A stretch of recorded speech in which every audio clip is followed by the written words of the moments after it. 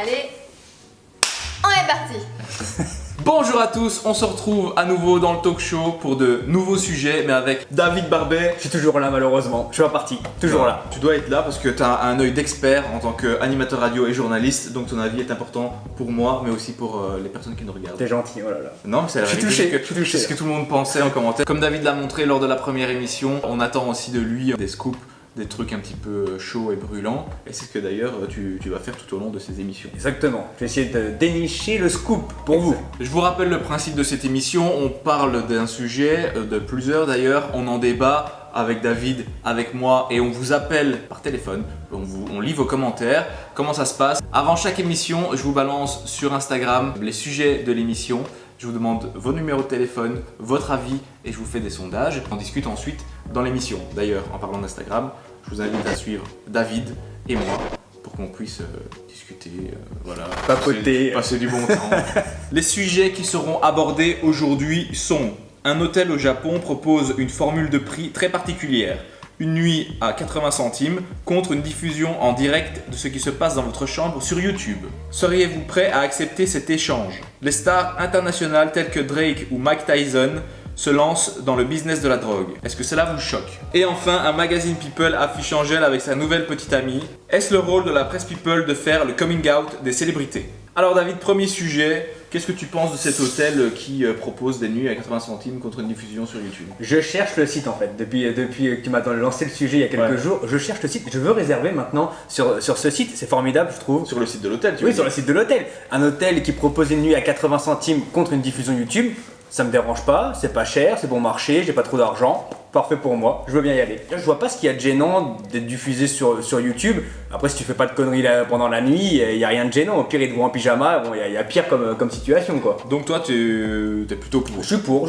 Ici, j'ai récolté des avis d'abonnés qui m'ont écrit sur Instagram et qui disent qu'en fait, c'est dévoiler son intimité et pour ça, je préfère payer. Ça, c'est Lisa qui me dit Oui, mais ça dépend ce que tu fais pendant la nuit. Tout dépend. Effectivement, si t'es avec ta copine et que tu fais des trucs que tu veux pas montrer à tout le monde, effectivement, évite d'aller dans l'hôtel quoi. Il y en a qui sont plutôt pour et qui ont écrit: si ça permet de faire un voyage à moindre frais, pourquoi pas. Je te propose d'appeler Ethel, qui a 23 ans, qui vient de Fontenay-le-Fleury. Tu connais ça? Je connais pas. Non? Quel département? Bah je sais pas, elle a pas mentionné. Ah bah, faut lui demander le département. Allô? Bonjour Ethel, c'est Enzo. Toi, tu m'avais dit que tu étais plutôt contre. Tu peux m'expliquer pourquoi? Oui, en fait, ça me gênerait un peu que tout le monde puisse voir une vidéo de moi en train de dormir juste en allant sur YouTube. C'est vrai que c'est un peu intrusif, moi je trouve. C'est assez personnel et d'ailleurs c'est assez flippant que quelqu'un regarde ce genre de vidéo, je trouve. Et je préfère payer un peu plus que 80 centimes et avoir mon intimité pour la nuit. En fait, je pense que les deux réponses se tiennent. Si on a la réflexion économique, on va dire oui, pour faire des économies, j'accepte, comme ça je paye moins cher mon voyage. Et puis si tu as une réflexion qui relève plus de l'intime, du privé, tu vas dire non, tu vois. Je pense qu'il n'y a pas de bonne ou de mauvaise réponse. Je pense que voilà, l'hôtel il a réalisé un énorme coup. Je t'ai dit voilà, je pense que tout le monde en a parlé, toute la presse voilà, en a parlé, même sur les réseaux sociaux, vraiment tout le monde en a parlé. Ils ont réussi leur coup, on en parle même nous aujourd'hui, donc voilà. Moi je dis bravo l'hôtel, super coup. Bon, maintenant je propose qu'on appelle quelqu'un qui est pour, qui vient de tourner en Belgique, qui a 31 ans, mais je ne sais pas, elle a pas mis son nom. Mais les masqués c'est... Ouais, c'est l'appel masqué. C'est l'appel masqué. Attention, qui c'est? Bonjour, c'est Enzo. Bonjour. J'ai une question avant de commencer. C'est quoi ton prénom? Parce que tu me l'as pas laissé dans Émilie. Émilie. Enchantée, Émilie. Merci d'avoir répondu à ma story et d'avoir laissé ton numéro. Voilà, moi après 80 centimes ça se prend toujours. Après je fais rien de spécial pendant la nuit, donc je pense que je suis pas somnambule. Je bouge beaucoup, mais après ça me dérangerait pas d'être diffusé sur YouTube parce que je pense personne me connaît. Donc toi, c'est une réflexion plutôt économique. Et ça te dérange pas de dévoiler une partie de ton intimité qui ne sera plus jamais intime parce qu'elle sera sur YouTube juste pour une réduction de prix? Moi je ne vois pas comme une dévoilement de mon intimité parce qu'après quand je dors je suis toujours très bien habillée déjà. Alors, costard cravate, en robe de soirée, tac. Je vais dévoiler grand chose, donc voilà. Alors, vous êtes Oui. 72%, 72% à ne pas accepter ce deal. Donc vous êtes plutôt de la réflexion, non c'est intime et je ne dévoile pas mon intimité. C'est intéressant d'avoir les avis de tout le monde, qu'on puisse comparer ensemble. Sujet suivant, les stars internationales telles que Drake, Mike Tyson, qui se lancent dans le business de la drogue. Est-ce que ça vous choque ou pas? Beaucoup pensent que c'est illégal. Or, aux États-Unis, Non, c'est légal. c'est légal. Ah oui, oui. Et c'est pour ça, voilà, que là, il faut recadrer le truc. C'est légal, ils peuvent le faire. Moi, évidemment, pour ce sujet, je suis contre parce que je pars du principe que ce sont des stars internationales, donc ils ont une large audience, ils ont beaucoup de fans qui les suivent et ils ont une responsabilité par rapport aux produits dont ils font la promotion. S'ils veulent ouvrir un business à côté de leur secteur d'activité principal, ok, mais il y en a des centaines de milliers d'autres business qui peuvent ouvrir sans pour autant que ça cause des torts à leurs fans ou à la collectivité de manière générale. Je suis d'accord avec toi, surtout qu'ils peuvent vraiment essayer d'influencer des gens qui ne sont pas dans ce territoire-là, je trouve. Tu vois, Ouais. des États-Unis, c'est-à-dire que tout le monde suit Drake. Il n'y a Ouais. pas que des Américains qui suivent Drake, tout le monde Ouais. le suit. De voir faire ça, je trouve que vraiment, il y a un côté choquant. En plus, c'est très culturel, je trouve, ce sujet-là. C'est-à-dire que les États-Unis sont très ouverts, nous, on est plutôt fermés à l'idée. C'est une mauvaise image, ils ont des mineurs en plus qui les suivent, les inciter à prendre de Ouais. la drogue, etc. Je trouve que c'est une très très mauvaise image. Je sais même pas pourquoi ils le font, parce que même pour eux, j'ai l'impression que c'est une très mauvaise image de carrière. C'est Même un Booba, peu- imagine Booba au Caris, il se mettrait à vendre de la drogue ça sur les doit- réseaux sociaux, quel scandale ça ferait. Oui, mais c'est leur image, tu vois. Ils sont allés en prison, donc je veux dire. Alors, vendre de la drogue, en Ouais, plus, mais alors- ça change quoi? tu Ok, vois. tu es quelqu'un, on s'en fout, ça a déjà été Mais en non, prison. mais non. Tu peux pas tout Mais non, cautionner parce qu'ils ont été en Non, mais je veux prison. dire, non, c'est pas ce que je suis en train de dire. Je suis en train de dire, ils sont allés en prison, ça n'a eu aucun impact Ouais. sur leur carrière. Le fait de vendre de la drogue, voilà. J'ai vu un article pour Drake et Tyson sur son Instagram. J'ai vu aujourd'hui, je célèbre mes X années de combat avec un tel, et donc à l'occasion, ben voilà, Mais non. je lance ma marque de weed. Ah oui, donc vraiment, Donc, clairement, ça- c'est vraiment tu vois. ouvert. Et t'as pu le voir en plus. Je l'ai vu, ouais. Donc ça veut dire que vraiment tout c'est vraiment ouvert, il n'y Ça. a pas de filtre. C'est-à-dire que les réseaux sociaux ne mettent même pas de filtre concernant la loi dans chaque Non. pays, quoi. C'est-à-dire que tout le monde peut le voir. Ça c'est vraiment inquiétant. On va appeler Lisa, 21 ans, qui vient de Clermont-Ferrand et qui est pour. Pour le marché des États-Unis, je serais contre. Mais pour le marché français, je serais pour. Pour le marché des États-Unis, ça aurait tendance, oui, à me choquer. Tu parles pas de Drake ou de Mike Ouais. Tyson, tu veux juste dire que tu veux juste que ce soit légalisé, Ouais, quoi. c'est ça, ouais. Disons que je connais tellement de personnes qui fument et qui fument pas de bonnes choses Ouais. que je pense que le fait de le légaliser permettrait de contrôler ce qu'on peut mettre dedans. Vraiment, juste sans jugement, mais t'en consommes ou t'en as déjà consommé? J'en ai déjà consommé, j'ai arrêté pour ma santé personnelle et mes proches et pour mon permis. Ok. Et puis je me suis rendu compte que c'était futile. C'est marrant parce que tout le monde pense à la voiture et il y a beaucoup de personnes qui m'ont dit non, ça réduit les réflexes et du coup c'est dangereux quand on est au volant. Mon permis 6 mois à cause de ça. Ah ouais. Parce Ah oui. que c'était sur un contrôle de routine, j'avais fumé 3 jours avant, mais comme dans ma salive ça reste 4 jours, et ben voilà. Tes parents ou tes proches le savaient. Quand je me suis fait avoir, quand je me suis fait choper, personne ne le savait, mais j'ai assumé mes erreurs et je l'ai dit à tout le monde. Tout le monde D'accord. était choqué parce que personne s'en doutait, mais j'ai assumé. Pour résumer, toi, du coup, tu serais en gros plutôt pour que ce soit. Pour mieux le gérer. pour mieux le gérer, Exactement. Parce ok. qu'il y a trop de merde qui sont mises là-dedans. Ouais. Et trop de personnes voilà, qui fument sans savoir ce qu'il y a dedans.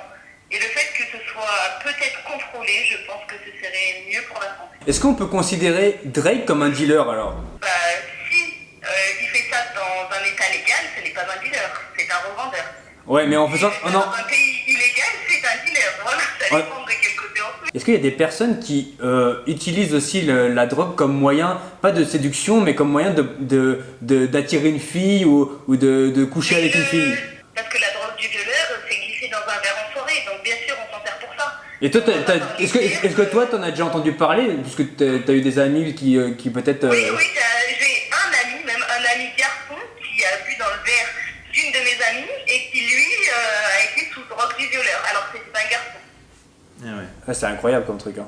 Faut vraiment faire attention, hein. Mais je pense que les boîtes sont pas aussi assez contrôlées. Moi qui habite en province, je pense qu'ils doivent contrôler dans les grandes villes et pas en province. Et je trouve ça dommage parce que ça reste dangereux pour la santé. Écoute, je te souhaite une bonne journée et peut-être à une prochaine fois dans Non, un mais autre. ce contenu, c'est vraiment très intéressant. Merci Si tu beaucoup. peux informer les jeunes qui sont désinformés, au contraire, ça peut être extraordinaire. Vous êtes 90%, 90% à être contre le fait de vendre de la weed et 10% sont pour. C'est quand même presque à l'unanimité, quoi. Ouais, c'est normal, là, pour le coup, mais Ouais. 10%, non, il faut quand même le dire, 10% c'est quand même une personne sur 10. c'est quand même un pourcentage assez élevé pour Ouais. quelque chose qui est illégal. Dernier sujet, un magazine People qui affiche Angèle avec sa nouvelle petite amie. Est-ce que c'est vraiment le rôle de la presse People de dévoiler ce genre de choses? Tout comme le sujet juste avant concernant l'hôtel, je pense que ça relève de l'intime et du privé. C'est à la personne concernée de décider quand elle veut faire son annonce. Et tout comme quand les médias dévoilent la maladie, le cancer d'une célébrité, c'est pas le rôle quoi. Le magazine People qui l'a mis en une, ils ont pris des photos dans la rue. C'est-à-dire qu'on voit Angèle, la chanteuse, avec sa petite copine dans la rue en train de s'embrasser. La maladie, tu ne peux pas le voir en fait. Toi t'es pour le fait que le magazine People dévoile les relations amoureuses? Quand les personnalités les montrent dans la rue. Là, Angèle, elle embrasse sa petite copine dans la rue, dans un espace public. Donc pour moi, effectivement, le rôle de la presse People, ils l'ont vu, c'est public, parce que dans les gens à la rue l'ont croisé, ils l'ont vu aussi. Bah pourquoi elle ferait pas une photo et pourquoi elle le mettrait pas en une? Pour moi, ça me gêne pas. C'est Angèle qui a voulu le montrer pour moi même carrément. C'est justement l'avis de Emeline qui dit si elle ne veut pas être prise en photo, il lui suffit de faire ça en privé et non dans des lieux publics. Exactement. Après c'est un peu triste que les célébrités n'ont plus le droit à avoir de moments intimes, et même si elle tient la main à sa copine dans la rue ou même si elle lui fait un bisou rapidement, que même ça me passe plus inaperçu quoi. Mais oui, mais c'est normal. Vous êtes des célébrités, tous qui sont influenceurs, chanteuses, etc. Vous êtes des célébrités. Enzo, toi, t'es une célébrité, le fils est une célébrité aussi. Et donc, si vous êtes dans la rue, vous faites quelque chose qui est un peu choquant pour les gens, forcément, si on vous prend en photo, c'est diffusé. C'est le jeu, vous êtes connu. Pour moi, ça va avec la célébrité. Et donc, forcément, c'est la contrepartie. Il y a des gens qui vous prennent en photo, il y a des gens qui les diffusent, et ben ouais, c'est le jeu. En fait, pour moi déjà, ici en 2019, c'est un petit peu compliqué pour les gens, je vais dire, pas normaux, mais qui sont pas forcément célèbres sur les réseaux sociaux, de dévoiler leur coming out à leurs proches. Donc voilà, pour les stars, je ne sais pas ce que ça pourrait changer. Ce sont des personnes totalement normales, et je trouve notamment dans le cas d'Angèle que c'est pas le rôle de la presse de dévoiler à tout le monde qu'elle a une petite copine. Enfin voilà, on est très contente pour elle, mais bon, elle a peut-être pas forcément envie que ça se sache tout de suite. Moi j'ai plein de gens qui étaient pour et qui m'ont dit mais si la presse People ne peuvent plus dévoiler ce genre de scoop, bah alors à quoi ils servent? Toi qu'est-ce que tu répondrais à ce genre de commentaires? Je pense que la presse pourrait se mettre un peu aussi en accord avec ces people, parce qu'Angèle, je pense qu'elle serait vraiment pas contre, peut-être avec un petit peu plus de temps, de dévoiler certaines choses comme on voit tous les jours dans la presse people. Je parle pas forcément des relations amoureuses, mais dans un cas comme ça, non, je pense qu'elle devrait attendre, compte sur elle et voir avec ces personnes-là, parce que bon, le coming out c'est quand même quelque chose qu'on fait bien de nos jours, c'est pas très bien vu par pas mal de personnes, c'est un sujet très personnel. Je trouve que non, pour une star comme ça, qui est connue de plein de gens, c'est pas la meilleure manière de les apprendre. Peut-être que sa famille était peut-être pas au courant aussi, je veux dire. On passe maintenant au sondage, vous êtes 92%, 92% à penser que c'est pas le rôle de la presse de dévoiler ce genre d'informations. Ils sont contre ton avis mon ami. Ouais, c'est mon vrai. ami. Mon avis, mon ami. Oui, mais 92 ou 92%, c'est quand même beaucoup. C'est ici que s'achève cette deuxième émission, j'espère que ça vous a plu, j'espère que vous allez commenter en masse pour nous donner votre avis. N'oubliez pas de suivre David Barbet sur son Instagram, de me suivre sur mon Instagram pour qu'on puisse vous partager les futurs thèmes. N'oubliez pas de liker la vidéo, abonnez-vous, on se retrouve très vite dans une prochaine vidéo. Ciao tout le monde. Ciao.